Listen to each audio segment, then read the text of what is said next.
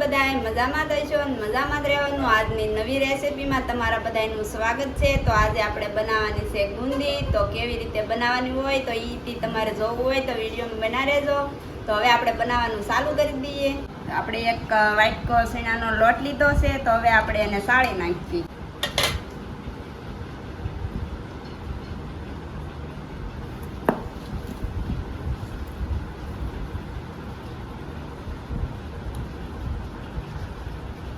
તો હવે આપણો લોટ સળાઈને તૈયાર થઈ ગયો છે। તો હવે આપણે ડોયો કરવાનો છે।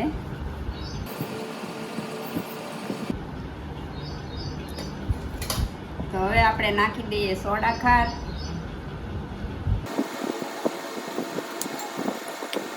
તો હવે આપણે નાખી દઈએ પાણી।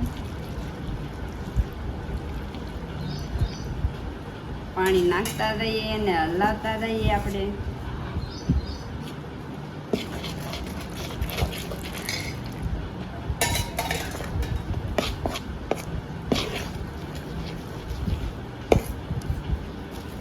તો હવે આપણે તેલ મૂકવા માટે ગેસને ચાલુ કરી દઈએ। તો હવે આપણે મૂકી દઈએ તવિયું। હવે નાખી દઈએ આપણે તેલ। તો આપણે તેલ આવી ગયું કે એમ જોઈ લઈએ।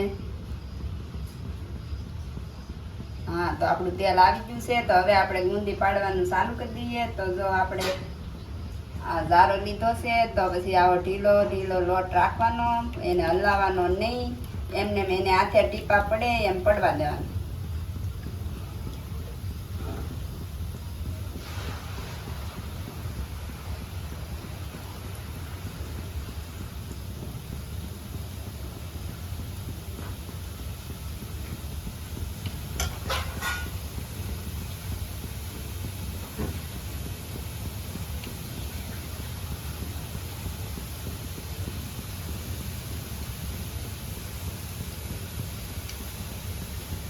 તો જો આવી મસ્તીને આપણી ગુંદી પડી છે। તો હજી આપણે એને સડવા દેવાની છે। સેજ લાલ થાય ત્યાં સુધી આપણે સડવા દેવાની છે હજી।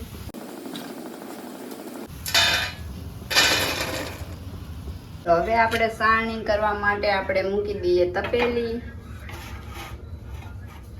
તો એમાં હવે આપણે નાખવાની છે મોરસ।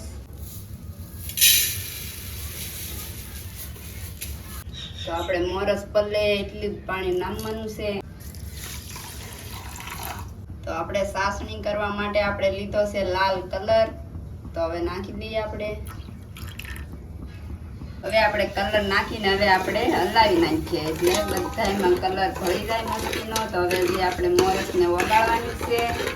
તો કાં સુધી મોરસ ઓગાળવાની હોય એથી તમે વિડીયોમાં બના રહેજો। આપણી સાણી જો આપણે ઉકળી ગઈ છે। તો હવે આપણે નીચે ઉતારી લેવાની છે, આપણે લાટવાર રહેવા નહીં દેવાની। તો હવે આપણે નાખી દઈએ ગુંદી, નાખીને પછી એને હલાવી નાખીએ।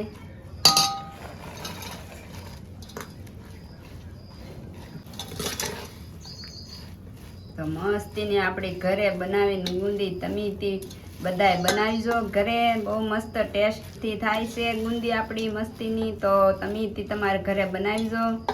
જો મસ્તીની અસલ ગુંદીથી તમને લાગે કે જો।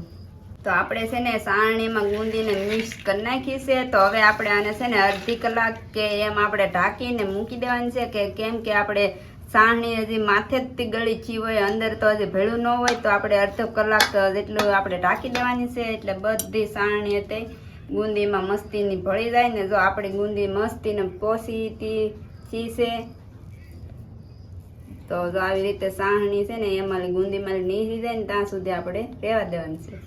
તો હવે આપણે છે ને ગુંદી બની ગઈ છે મસ્તીની। તો હવે આપણે તમને કેવો લાગ્યો મારો વિડીયો? સારો લાગ્યો હોય તો લાઈક કરી દેજો, શેર કરી દેજો અને સબસ્ક્રાઈબ કરવાનું ભૂલતા નહીં। મળશું આપણે એક નવા વિડીયોમાં। ત્યાં સુધી બધાને જય માતાજી।